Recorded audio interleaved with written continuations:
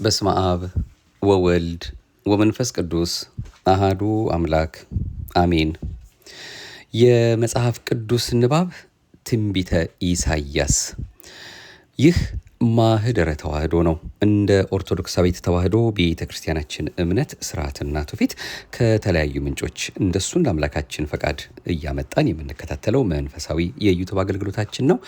በዚህ በመጽሐፍ ቅዱስ ንባብ መልእክታችን በብሉይ ኪዳን መጻሕፍት ቀዳሚ ሆኖ ተጽፎ የምናገኘውን ከአበይት ነቢያት አንዱ የሆነውን የኢሳይያስን ትንቢት 66 ምዕራፎች ያሉትን እንደሱ እንደ አምላካችን ፈቃድ ማድመጣችንን እንግዲህ ለዛሬ እንጀምራለን። ምዕራፎቹ እንግዲህ የተለያዩ ሊሆኑ ይችላሉ። ያው እስካደረሰን ድረስ በየክፍል እያደረግን ክፍል 1 ክፍል 2 እያልን የምንከታተለው ነው የሚሆነው። አምላካችን አሁንም በደግነቱና በምሕረቱ ለዚህ ያደረሰን ሰማይና ምድር ሲያልፍ በማያልፈው ቃሉ በነቢያት አድሮ የተናገረውን በእኛም ልቦና እንዲያሳድርብን የደግነቱንም ስራ እንዲሰራልን እየተማጸን ነው መከታተላችንን እንቀጥላለን። ለዚህ ሰዓትና ደቂቃ ያደረሰን ፍቅሩን የሚያበዛልን ቸርነቱን ከሁላችንም ያላራቀ ምሕረቱንም አምላካችን በሁላችንም ላይ ያደረገልን ክብርና ምስጋና ለገናና ስሙ ይሁንልን። እመብርሃን አዛኝት ርርተ ሕሊና ርርተ ልቦና ድንግል ወላዲተ አምላክም የእናትነት ፍቅሯ አብሮናልና የአማኑኤል እናቱ ስሟ የከበረ የተመሰገነ ይሁን። ትንቢተ ኢሳይያስ ምዕራፍ 1 ብለን ከመጀመራችን በፊት ለሁላችንም እንደመነሻ እንዲሆነን ኢሳይያስ ማን ነው የሚለውና መጽሐፍቶቹ በምን ማለትም ምዕራፎቹ በምን እንደተከፈሉ እንዲሁ ምንጭ ጠቅሰን ወደ እናንተ ቀዳሚውን እናድርስና ወደ እያንዳንዱ ምዕራፍ በስፋት እንሄዳለን ማለት ነው። ኢሳይያስ ማለት እግዚአብሔር አዳኝ ነው ማለት ነው። በይሁዳ ነገስታት በኦዚያን፣ በኢዮአታም፣ በአካዝና በሕዝቅያስ ዘመን ከ740 እስከ 668 ከክርስቶስ ልደት በፊት ትንቢት የተናገረ ነቢይ በአካዝና በሕዝቅያስ ዘመነ መንግስት ነበረ። አባቱ አሞጽ ይባላል። ይህም ከነቢዩ ከአሞጽ ሌላ ነው። ሁለተኛ ነገሥት ምዕራፍ 17 ቁጥር 1፣ ኢሳይያስ ምዕራፍ 1 ቁጥር 1። በንጉሱ በአካዝ ዘመነ መንግስት የሶርያና የሰማሪያ ሰራዊት ወደ ይሁዳ በዘመቱ ጊዜ ኢሳይያስ የራሱን ልጆች መልእክት እያደረገ አካዝ በእግዚአብሔር እንዲታመን እንጂ እንዳይደነግጥ መከረው። አካዝ ግን ጠላቶች እንዲቋቋምለት ለማድረግ ለአሶር ንጉስ ግብር ይልኩለት ነበር። ኢሳይያስ 7 ከ1 እስከ 17። የአሶር መንግስት እየተስፋፋ ሲሄድ የይሁዳ አለቆች በእርዳታ ወደ ግብፅ ተመለከቱ። ኢሳይያስም ወደ ውጭ መመልከታቸው በእግዚአብሔር አለማመናቸው መሆኑን በግልጽ ተናገረ። ራሱንም ምልክት አደረገ። ኢሳይያስ ምዕራፍ 20፣ ኢሳይያስ ምዕራፍ 30። የአሶር ንጉስ የይሁዳን ከተሞች በእጁ አድርጎ በኢየሩሳሌም ላይ ዛቻ ሲናገር ኢሳይያስ የአሶራውያንን መሸነፍ ተነበየ። የአሶር ሰራዊት በቸነፈር ተመታ። ኢሳይያስ 18። ሁለተኛ ዜና ምዕራፍ 32። ሕዝቅያስ በታመመ ጊዜ እንደ ኢሳይያስ ቃል ከእግዚአብሔር መልእክት ተሰጠው። በኋላ ኢሳይያስ የሕዝቅያስ ልጆች በታመሙ ጊዜ እንደ ኢሳይያስ የሕዝቅያስ ልጆች ወደ ባቢሎን ይማረካሉ ብሎ ትንቢት ተናገረ። ኢሳይያስ 39። እንዲሁም ሁለተኛ ዜና ምዕራፍ 26 ቁጥር 22፣ የሁለተኛ ዜና ምዕራፍ 33 ቁጥር 32፣ ኢሳይያስ ምዕራፍ 8 ቁጥር 1። ከጥንት ዘመን ጀምሮ ትንቢተ ኢሳይያስ በ700 ዘመን ከክርስቶስ በፊት በነበረው ነቢይ በኢሳይያስ የተጻፈ መሆኑ ታምኖበታል። መጽሐፉን ነቢዩ ኢሳይያስ እንደጻፈው ሁለት ዋና ዋና ምክንያቶች ተሰጥተዋል። አንደኛ፣ አንድ ነቢይ በዘመኑ ለነበሩ ሰዎች ስለሚናገር ኢሳይያስ ከዘመኑ በኋላ በባቢሎን ምርኮኞች ስለሆኑ የጻፈ አይመስልም የሚል ሐሳብ አለ። ነገር ግን በነቢያት የሚናገረው የእግዚአብሔር መንፈስ ቅዱስ ሥራ በዚህ አይነት ሐሳብ የሚወሰን አይደለም። ሁለተኛ፣ እሱ ስለ መጽሐፉ ማለት ነው ከምዕራፍ 1 እስከ 39 እንዲሁም ከምዕራፍ 40 እስከ 66 መካከል የአጻጻፍ ልዩነት፣ ሌላም ልዩነት ስለሚታይ ነው። ነገር ግን ነቢይ ስለሌለ በሽምግልናው ዘመን የጻፈው ከወጣትነቱ የጻፈው ሳይለይ አይቀርምና በየክፍሉ እርስ በርሳቸው የሚስማሙ ነገሮች አሉ። ለምሳሌ ከሌሎች ነቢያት ይልቅ ኢሳይያስ በዕብራይስጥ ቅዱሳት መጽሐፍት መካከል ተቆጥሯል። ከመጽሐፉ ጠቅላላ ክፍል በተጠቀሰ ጊዜም የነቢዩ ኢሳይያስ ቃል መሆኑ ተረጋግጧል። የኢሳይያስ ዋና መልእክት የእስራኤል ቅዱስ በዚህ ዓለም ላይ ነግሶ በአመፀኞች ላይ ለመፍረድ የሚያምኑበትንም በማዳን ኃይል መሆኑ ነው። መጽሐፉን በሶስት ልንከፍለው እንችላለን። አንደኛ፣ ከምዕራፍ 1 እስከ ምዕራፍ 39 በኢሳይያስ ዘመን በመሆኑ በድርጊቶቹ ምክንያት የተጻፈ ነው። በዚህ ክፍል እግዚአብሔር ቅዱስ ስለሆነ አመፀኛ በሆነው ሕዝቡና በሌሎቹም ላይ መፍረዱን እንደማይቀር ሲገልጽ የመንግስቱን ክብርና ሀብትም ያስረዳል። ሁለተኛው ከምዕራፍ 40 እስከ 55 ደግሞ ከኢሳይያስ ዘመን በኋላ በሆነው በባቢሎን ምርኮ ምክንያት ተጽፏል። በዚህ ክፍል እግዚአብሔር አዳኝ ነውና ሕዝቡን ወደ ሀገራቸው እንደሚያወጣቸው ሲገልጥ ከዚህ የበለጠውን ማዳን ለዓለም ሁሉ እንደሚያደርስ ያሳያል። ሶስተኛው ክፍል ደግሞ ከምዕራፍ 56 እስከ 66 ያለው ደግሞ የጽዮንን ዘላለማዊ ክብር ያሳያል። በዚህ ክፍል ክፋትን የሚመርጡት እንደሚጠፉ እግዚአብሔርም የእርሱ በሆኑት እንደሚደሰት ይናገራል። ኢሳይያስ ስለሚመጣው መሲህ በሰፊው ይናገራል። የአዲስ ኪዳን ጸሐፊዎች ኢሳይያስን እየጠቀሱ ያም የተነበዩት ኢየሱስ እንደሆነ ያረጋግጣሉ። የሚመጣው ከድንግል እንደሚወለድ ኢሳይያስ ምዕራፍ 7 ቁጥር 14፣ ማቴዎስ ምዕራፍ 1 ቁጥር 23፣ መንግስቱ ዘላለማዊ እንደሆነ ኢሳይያስ ምዕራፍ 9 ቁጥር 6፣ ሌላው መንገዱን እንደሚያዘጋጅለት ኢሳይያስ 40፣ በገሊላ እንደሚሰራ ኢሳይያስ 9 ማቴዎስ ምዕራፍ 4፣ የእግዚአብሔር መንፈስ በእርሱ ላይ እንደሚሆን ኢሳይያስ 61 ሉቃስ ምዕራፍ 4 ቁጥር 17፣ ህመምተኞችን እንደሚፈውስ ኢሳይያስ 53 ማቴዎስ ምዕራፍ 8 ቁጥር 16፣ በየዋህነት እንደሚሰሩ ኢሳይያስ 42 ቁጥር 1፣ ሮሜ 12 ቁጥር 18፣ የእምነት መሰረት እንደሚሆን ኢሳይያስ 28 ቁጥር 16፣ ሮሜ ምዕራፍ 9 ቁጥር 32፣ አሕዛብን እንደሚያድን ኢሳይያስ 39፣ እንዲሁም ሮሜ ምዕራፍ 10 ቁጥር 29 ኢሳይያስ ተናግሯል። ከሁሉ በላይ ስለ መሲህ ትንቢት የሚገኝበት ስለ እግዚአብሔር ባሪያ በሚናገረው ክፍል ነው። ኢሳይያስ 42፣ ኢሳይያስ 49፣ ኢሳይያስ 50፣ ኢሳይያስ 52 ቁጥር 53። በተለይ በምዕራፍ 53 የክርስቶስን ሕማማት በትንቢት ይገልጻል። ይህ ቃል ብዙ ጊዜ በአዲስ ኪዳንም ተጠቅሷል። ደረቅ ሐዲስም ይባላል። ኢሳይያስ ምዕራፍ 1 ቁጥር 9፣ ሮሜ ምዕራፍ 9 ቁጥር 29፣ ሮሜ ምዕራፍ 6 ከቁጥር 9፣ ሮሜ ምዕራፍ 4 ቁጥር 11፣ ማቴዎስ 15 ቁጥር 8። ኢሳይያስ ባለትዳር የነበረ ነቢይ ሲሆን ሚስቱም እንደርሱ ነቢይት ነበረች። 2 ልጆችም ነበሯቸው። የልጆቹም ስም አንደኛው ማሄር ቫላል ሲባል ሌላው ሼያር ያሼብ ይባላሉ። ኢሳይያስ የታወቀ ምሁር ሲሆን ትንቢቱንም የተናገረው በኢየሩሳሌም ሆኖ ነው። ኢሳይያስ የመጀመሪያው ነቢይ ሲሆን ከታላላቆች ነቢያት አንዱና መጽሐፉም የመጀመሪያውን ደረጃ የያዘ ነው። መጽሐፉ የራእይና የንግግር ስብስብ ነው። እንደ አይሁዶች ልማድ ኢሳይያስ በምናኔ ዘመነ መንግስት ሕይወቱን አሳልፏል። አከፋፈሉ ደግሞ የመጽሐፉን ስናይ አንደኛ ኢሳይያስ በራሱ ዘመን ስለሚሆኑት ድርጊቶች የተናገረው ትንቢት፣ ይህም ስለ ኢየሩሳሌምና ስለ ይሁዳ ከምዕራፍ 1 እስከ 12፣ ስለ አሕዛብ ከምዕራፍ 13 እስከ 23፣ የአሦራውያን መሸነፍ ስለ ባቢሎን ምርኮ በትንቢቱ ደግሞ እንዲሁ ከምዕራፍ 24 እስከ 35፣ የአሦራውያን መሸነፍ ስለ ባቢሎን ምርኮ የተናገረው ትንቢት ደግሞ ከምዕራፍ 36 እስከ 39 አለ። በሌላም መልኩ በባቢሎን ምርኮ ምክንያት ደግሞ የተነገረ ትንቢት የእግዚአብሔር ሕዝብ መጽናናትና መመለስ ከምዕራፍ 40 እስከ 55፣ በመጨረሻም ስለ ጽዮን ዘላለማዊ ክብር የተነገረ ትንቢት ስለ ክፉዎች መወገድና የእግዚአብሔር ሕዝብ ደስታ ከምዕራፍ 56 እስከ 66 ናቸው። እንግዲህ እንደ መነሻ እንዲሆነን መቼስ ጸሐፊው ማን ነው፣ በምን ህይወት ውስጥ ነበረ፣ ወይም ደግሞ ይህን ለመጻፍ ያነሳሳው ምክንያት ምንድን ነው የሚለውን ብቻ ከዚህ የተለየም ሌሎችን መልእክቶችንም ልናገኝ እንችላለን። እንደ መነሻ እንዲሆነን እንግዲህ ይህንን ካየን 66 ምዕራፎች ያሉት ትንቢተ ኢሳይያስን እሱ አምላካችን እንደረዳን መጠን ዛሬ እንጀምርና በየምዕራፍ በየክፍሉ እያደረግን ቀጣዮቹንም ለመከታተል እንሞክራለን። ትንቢተ ኢሳይያስ ምዕራፍ 1።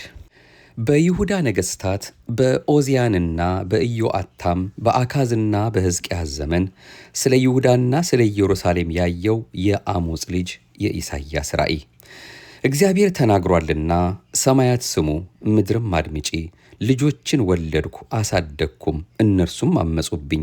በሬ የገዢውን አህያም የጌታውን ጋጥ አወቀ። እስራኤል ግን አላወቀም፣ ሕዝቤም አላስተዋለም።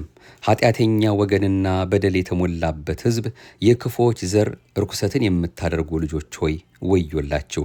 እግዚአብሔርን ትተዋል፣ የእስራኤልንም ቅዱስ አቃለዋል። ወደ ኋላቸውም እየሄዱ ተለይተዋል። ደግሞስ አመፃ እየጨመራችሁ ለምን ገና ትቀሰፋላችሁ? ራስ ሁሉ ለሕመም ልብም ሁሉ ለድካም ሆኗል። ከእግር ጫማ አንስቶ እስከ ራስ ድረስ ጤና የለውም። ቁስልና እበጥ የሚመግልም ነው። አልፈረጠም፣ አልተጠገነም። በዘይትም አልለዘበም። ምድራችሁ ባድማ ናት፣ ከተሞቻችሁ በሳት ተቃጠሉ። እርሻችሁንም በፊታችሁ ሌሎች ይበሉታል። ባዕድ እንዳፈረሳት ምድር ባድማ ሆነች። የጽዮንም ሴት ልጅ በወይን ቦታ እንዳለ ዳስ፣ በዱባ አትክልትም ውስጥ እንዳለ ጎጆ እንደ ተከበበችም ከተማ ሆና ቀረች። የሰራዊት ጌታ እግዚአብሔር ዘርን ባያስቀርልን ኖሮ እንደ ሰዶም በሆነ እንደ ገሞራም በመሰልነ ነበር። እናንተ የሰዶም አለቆች ሆይ የእግዚአብሔርን ቃል ስሙ። እናንተ የገሞራ ሕዝብ ሆይ የአምላካችንን ሕግ አድምጡ። የመሥዋዕታችሁ ብዛት ለእኔ ምን ይጠቅመኛል? ይላል እግዚአብሔር። የሚቃጠለውን የአውራ በግ መሥዋዕትንና የፍሪዳን ስብ ጠግቤያለሁ። የበሬና የበግ ጠቦት የአውራ ፍየልም ደም ደስ አያሰኘኝም። በእኔ ፊት ልትታዩ ብትመጡ ይህን የመቅደሴን አደባባይ መርገጣችሁን ከእጃችሁ የሚሻ ማን ነው? ምናምንቴውን ቁርባን ጨምራችሁ አታምጡ። ዕጣን በእኔ ዘንድ አስጸያፊ ነው። መባችሁንና ሰንበታችሁን በጉባኤም መሰብሰባችሁን አልወድም።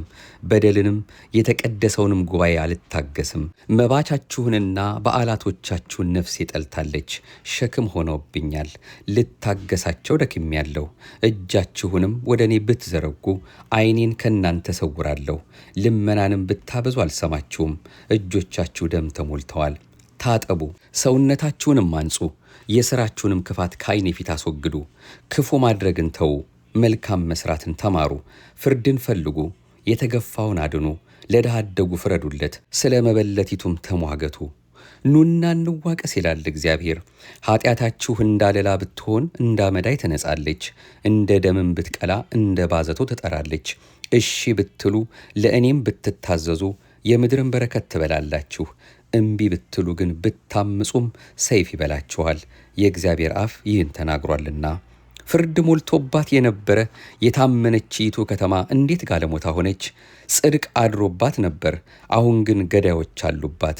ብርሽ ወደ ዝገት ተለወጠ፣ የወይን ጠጅሽ ከውሃ ጋር ተደባለቀ። አለቆችሽ አመፀኞችና የሌቦች ባልንጀሮች ሆኑ። ሁሉ ጉቦ ይወዳሉ፣ ዋጋም ለማግኘት ይሮጣሉ። ለድሃ አደጉ አይፈርዱም፣ የመበለቲቱም ሙግት ወደ እነርሱ አይደርስም።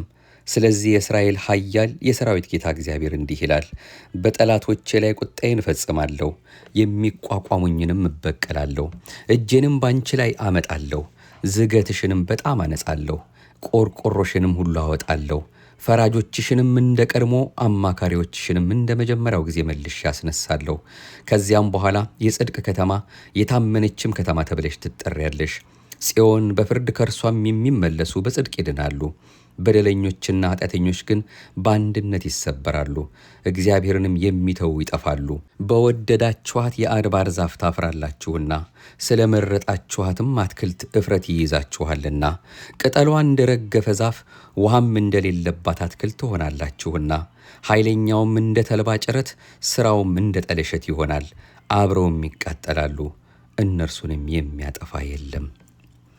ትንቢተ ኢሳይያስ ምዕራፍ 2።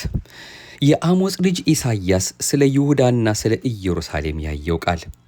በዘመኑም ፍጻሜ የእግዚአብሔር ቤት ተራራ በተራሮች ራስ ላይ ጸንቶ ይቆማል፣ ከኮረብቶችም በላይ ከፍ ከፍ ይላል። አሕዛብም ሁሉ ወደ እርሱ ይሰበሰባሉ። ሕግ ከጽዮን የእግዚአብሔርም ቃል ከኢየሩሳሌም ይወጣልና ብዙዎች አሕዛብ ሄደው ኑ ወደ እግዚአብሔር ተራራ ወደ ያዕቆብ አምላክ ቤት እንውጣ፣ እርሱም መንገዱን ያስተምረናል፣ በጎዳናውም እንሄዳለን ይላሉ። በአሕዛብም መካከል ይፈርዳል፣ በብዙ አሕዛብም ላይ ይበይናል። ሰይፋቸውንም ማረሻ ጦራቸውንም ማጭድ ለማድረግ ይቀጠቅጣሉ። ሕዝብም በሕዝብ ላይ ሰይፍ አያነሳም፣ ሰልፍም ከእንግዲህ ወዲህ አይማሩም። እናንት የያዕቆብ ቤት ሆይ ኑ በእግዚአብሔር ብርሃን እንሂድ። ሕዝብህን የያዕቆብን ቤት ትተሃልና፣ ይኸውም የምሥራቅን ሰዎች አመል ስለተሞሉ እንደ ፍልስጤማውያንም ሟርተኞች ስለሆኑ ከባዕድ ልጆችም ጋር ስለተባበሩ ነው። ምድራቸው በብርና በወርቅ ተሞልታለች፣ ለመዛግብቶቻቸውም ፍጻሜ የለውም። ምድራቸውም ደግሞ በፈረሶች ተሞልታለች፣ ለሰረገሎቻቸውም ፍጻሜ የለውም። ምድራቸው ደግሞ በጣዖታት ተሞልታለች፣ ጣቶቻቸውም ላደረጉት ለእጃቸው ሥራ ይሰግዳሉ። ታናሹም ሰው ዝቅ ብሏል፣ ጨዋውም ተዋርዷል። ኃጢአታቸውንም ይቅር አትበላቸው። ከእግዚአብሔር ማስደንገጥና ከግርማው ክብር የተነሳ ወደ ድንጋይ ዋሻ ግባ፣ በመሬትም ውስጥ ተሸሸግ። ከፍ ያለችውም የሰው ዓይን ትዋረዳለች፣ የሰዎችም ኩራት ትወድቃለች። በዚያም ቀን እግዚአብሔር ብቻውን ከፍ ከፍ ይላል። የሰራዊት ጌታ የእግዚአብሔር ቀን በትዕቢተኛውና በኩራተኛው ሁሉ ላይ ከፍ ባለውም ላይ ይሆናል። እርሱም ይዋረዳል።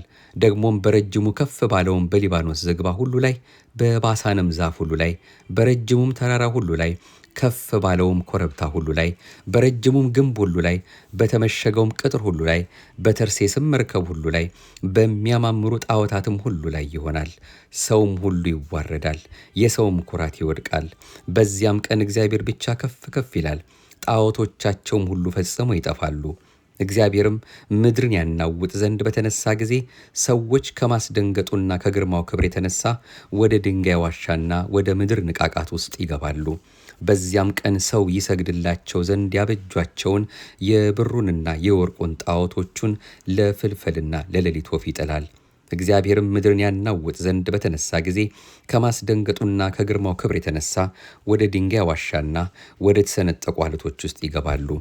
እስትንፋሱ ባፍንጫ ያለበትን ሰው ተዉት፣ እርሱ ስለምን ይቆጠራል? ትንቢተ ኢሳይያስ ምዕራፍ 3 እነሆ የሰራዊት ጌታ እግዚአብሔር ከኢየሩሳሌምና ከይሁዳ ድጋፍንና ብርታትን፣ የእንጀራን ድጋፍ ሁሉ፣ የውሃውንም ድጋፍ ሁሉ፣ ኃይሉንም፣ ተዋጊውንም፣ ፈራጁንም፣ ነቢዩንም፣ ሟርተኛውንም፣ ሽማግሌውንም፣ የአምሳ አለቃውንም፣ ከበርቴውንም፣ አማካሪውንም፣ ብልሁንም ሰራተኛ፣ አስማት አዋቂውንም ይነቅላል። አለቆቻቸው እንዲሆኑ ብላቴኖችን አስነሳባቸዋለሁ፣ ሕፃናቶችም ይገዟቸዋል። ሕዝቡም ሰው በሰው ላይ ሰውም በባልንጀራው ላይ ይገፋፋል። ብላቴናውም በሽማግሌው ላይ የተጠቃውም በከበርቴው ላይ ይኮራል። ሰውም በአባቱ ቤት ውስጥ ወንድሙን ይዞ አንተ ልብስ አለህ፣ አለቃም ሁንልን፣ ይህችም ባድማ ከእጅ በታች ትሆን ሲለው፣ በዚያ ቀን ድምፁን ከፍ አድርጎ እኔ በቤቴ ውስጥ እንጀራ ወይም ልብስ የለኝምና ባለመድኃኒት አልሆንም፣ በሕዝቡም ላይ አለቃ አታደርጉኝም ይላል። የክብሩን ዓይን ያስቆጡ ዘንድ ምላሳቸውና ሥራቸው በእግዚአብሔር ላይ ነውና። ኢየሩሳሌም ተፈታች፣ ይሁዳም ወደቀ። የፊታቸውም እፍረት ይመሰክርባቸዋል፣ እንደ ሰዶምም ኃጢአታቸውን ያወራሉ፣ አይሰውሯትም። በራሳቸው ላይ ክፉ ነገርን ሰርተዋልና ለነፍሳቸው ወዮ፣ የሥራቸውን ፍሬ ይበላሉና። ጻድቁን መልካም ይሆንልሃል በሉት፣ እንደ እጁ ሥራ ፍዳው ይደረግበታልና። ለበደለኛ ወዮ፣ ክፉም ደርሶበታል። ሕዝቤንስ አስገባሪዎቻቸው ይገፏቸዋል፣ አስጨናቂዎችም ይሰለጥኑባቸዋል። ሕዝቤ ሆይ የመሯችሁ ያስቷችኋል፣ የምትሄዱበትንም መንገድ ያጠፋሉ። እግዚአብሔር ለፍርድ ተነስቷል፣ በሕዝቡም ላይ ሊፈርድ ቆሟል። እግዚአብሔር ከሕዝቡ ሽማግሌዎችና ከአለቆቻቸው ጋር ይፋረዳል። የወይኑም ቦታ የጨረሳችሁ እናንተ ናችሁ፣ ከድሆች የበዘበዛችሁት በቤታችሁ አለ። ሕዝቤንም ለምን ታደቋቸዋላችሁ? የድሆችንስ ፊት ለምን ትፈጫላችሁ? ይላል የሰራዊት ጌታ እግዚአብሔር።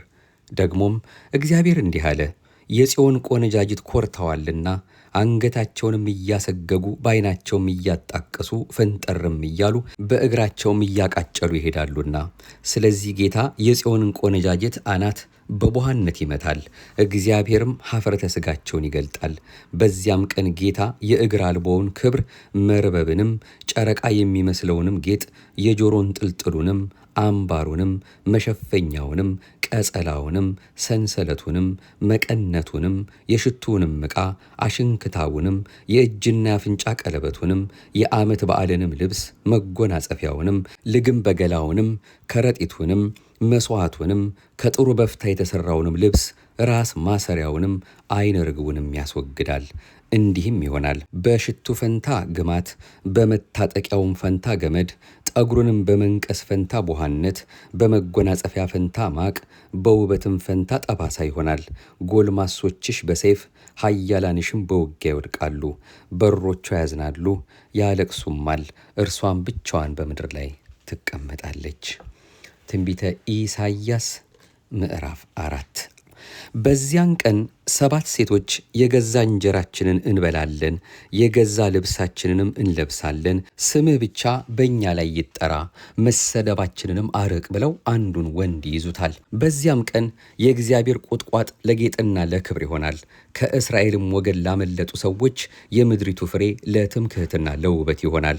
ጌታም የጽዮንን ቆነጃጅት እድፍ ባጠበ ጊዜ የኢየሩሳሌምንም ደም በፍርድ መንፈስና በሚያቃጥል መንፈስ ከመካከሏ ባነጻ በተነጻ ጊዜ በጽዮን የቀረ በኢየሩሳሌምም የተረፈ በኢየሩሳሌም ለሕይወት የተጻፈ ሁሉ ቅዱስ ይባላል።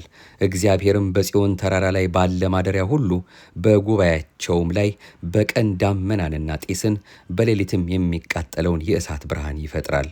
በክብርም ሁሉ ላይ መጋረጃ ይሆናል። በቀን ከሙቀት ለጥላ ከአውሎ ነፋስና ከዝናብም ለመጠጊያና ለመሸሸጊያ ጎጆ ይሆናል። ትንቢተ ኢሳይያስ ምዕራፍ 5። አሁን ስለ ወዳጄና ስለ ወይን ቦታው ለወዳጄ ቅኔ እቀኛለሁ። ለወዳጄ በፍሬያማው ኮረብታ ላይ የወይን ቦታ ነበረው። በዙሪያው ቆፈረ፣ ድንጋዮችንም ለቅሞ አወጣ፣ ምርጥ የሆነውንም ማረግ ተከለበት፣ በመካከሉም ግንብ ሠራ።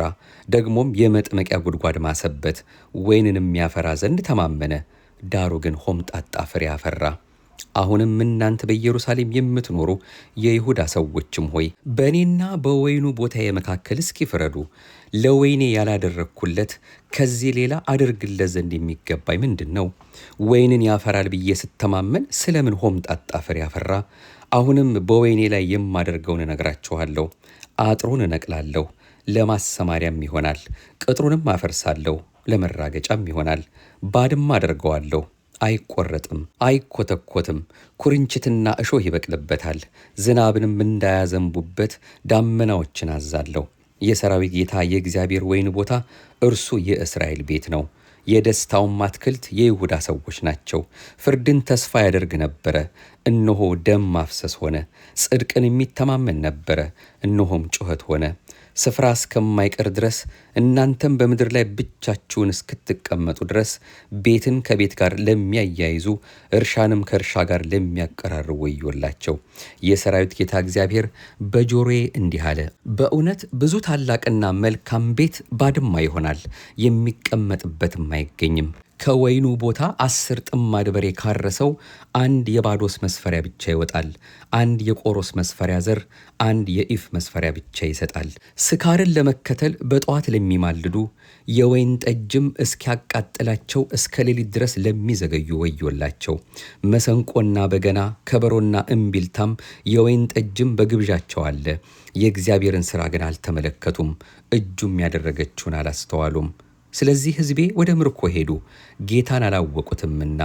ከበርቴዎቻቸውም ተራቡ፣ ሕዝባቸውም ተጠሙ። ሲኦልም ሆዷን አስፍታለች፣ አፏንም ያለ ልክ ከፍታለች። ከበርቴዎቻቸውና አዛውንቶቻቸው ባለጠጎቻቸውም ደስተኞቻቸውም ወደ እርሷ ይወርዳሉ። ሰውም ይጎሰቁላል፣ ሰውም ይዋረዳል፣ የትዕቢተኞችም ዓይን ትዋረዳለች። የሰራዊት ጌታ እግዚአብሔር ግን በፍርድ ከፍ ከፍ ብሏል፣ ቅዱሱም አምላክ በጽድቅ ተቀድሷል። የበግ ጠቦቶች በማሰማሪያቸው ውስጥ ይሰማራሉ፣ እንግዶችም የሰቡትን ባድማ ይበላሉ። በደልን በምናምንቴ ገመድ ኃጢአትንም በሰረገላ ማሰሪያ ወደ ራሳቸው ለሚስቡ እናይ ዘንድ ይቸኩል፣ ሥራውንም ያፋጥን፣ እናውቃትም ዘንድ የእስራኤል ቅዱስ ምክር ትቅረብ ትምጣ ለሚሉ ወዮላቸው። ክፉውን መልካም መልካሙን ክፉ ለሚሉ ጨለማውን ብርሃን ብርሃኑንም ጨለማ ለሚያደርጉ ጣፋጩን መራራ መራራውንም ጣፋጭ ለሚያደርጉ ወዮላቸው። በዓይናቸው ጥበበኞች በነፍሳቸው ማስተዋዮች ለሆኑ ወዮላቸው። የወይን ጠጅ ለመጠጣት ኃያላን የሚያሰክረውንም ለማደባለቅ ጨካኞች ለሆኑ በደለኛውን ስለ ጉቦ ጻድቅ ለሚያደርጉ የጻድቁንም ጽድቅ ለሚያስወግዱበት ወዮላቸው። ስለዚህ የእሳት ወላፈን ቃርሚያን እንደሚበላ እብቅም በነበልባል ውስጥ እንደሚጠፋ እንዲሁ የእነርሱ ስር የበሰበሰ ይሆናል፣ ቡቃያቸውም እንደ ትቢያ ይበናል። የሰራዊት ጌታ የእግዚአብሔር ሕግን ጥለዋልና የእስራኤልም ቅዱስ የተናገረውን ቃል አቃለዋልና። ስለዚህ የእግዚአብሔር ቁጣ በሕዝቡ ላይ ነዷል፣ እጁንም በላያቸው ዘርግቶ መቷቸዋል። ተራሮችም ተንቀጠቀጡ፣ ሬሳቸውን በአደባባይ መካከል እንደ ጉድፍ ሆኗል። በዚህም ሁሉ እንኳ ቁጣው አልተመለሰችም፣ ነገር ግን እጁ ገና ተዘርግታ ትኖራለች። ለአሕዛብም በሩቅ ምልክትን ያቆማል፣ ከምድርም ዳርቻ በፉጨት ይጠራቸዋል። እነሆም እየተጣደፉ ፈጥነው ይመጣሉ፣ ደካማና ስንኩል የለባቸውም፣ የሚያንቀላፋና የሚተኛም የለም።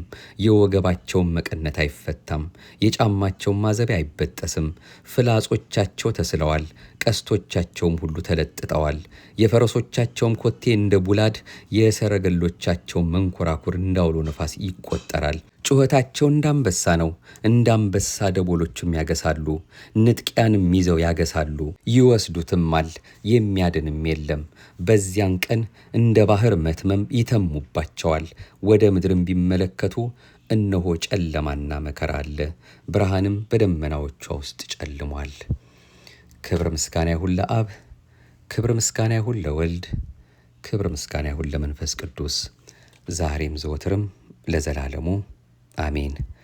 ከምዕራፍ 6 በክፍል 2 እንመለሳለን። የሰማነውን በልባችን ያሳድር። የቅዱሳን ነቢያት አምላካቸው አሁንም በቸርነቱና በምሕረቱ ሕዝባችን ሀገራችንን በዓይነ ምሕረቱ ይመልከትልን፣ የእኛንም መጨረሻ ያሳምርልን። ቃሉንም በልባችን አሳድሮ የምንኖርበት የምንለወጥበት እንዲያደርግልን የቃሉ ባለቤት አምላክ ቅዱሳን የድንግል ማርያም አንድያ ልጇ የተቀደሰ ፈቃዱ ይሆንልን፣ አሜን። አቤቱ አንተን መፍራትን በልቦናችን በጎ አምልኮትህንም በህሊናችን ጨምር። ማህደረ ተዋህዶ መንፈሳዊ የዩቱብ አገልግሎት ይቆየን።